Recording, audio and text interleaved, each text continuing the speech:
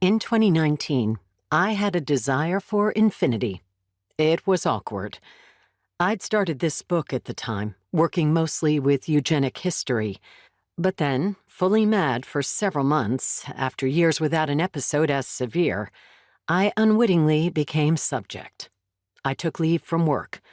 I'd lost even the ability to log into a classroom computer because the computer screen pulsed with a strange and alarming picture, actually just an aerial view of my campus, with two white bars I would normally know as login bars, but saw then as white slits leading to nothingness, postal slots to the void. I became isolated in ways that people in small cities who have jobs, friends, and colleagues rarely become. The people I'd had in my life interpreted my madness as a reason to keep away.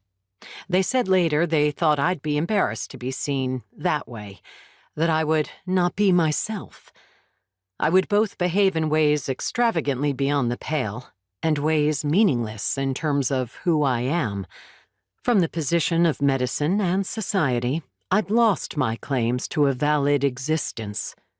My thoughts became a manifestation of a sick organ, my brain, and therefore were pointless and meant to be fixed, much like the skipped beats of my erratic heart.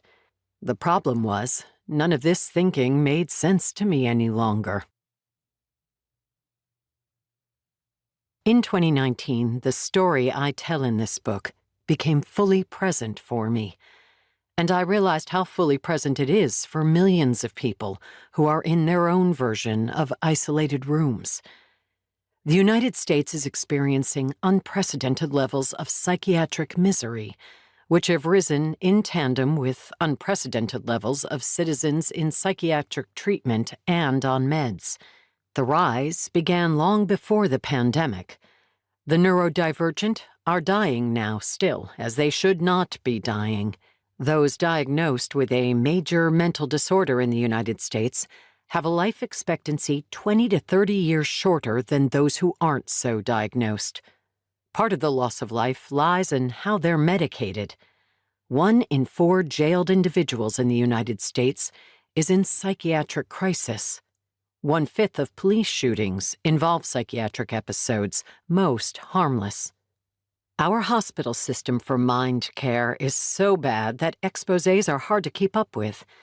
Reports published in the last several years by the Seattle Times describe hospitals over-medicating and holding on to patients to bilk insurance, ignoring calls from families and leaving patients open to abuse from other patients. A member of my family was in one of these hospitals, and it sickens me to recall it.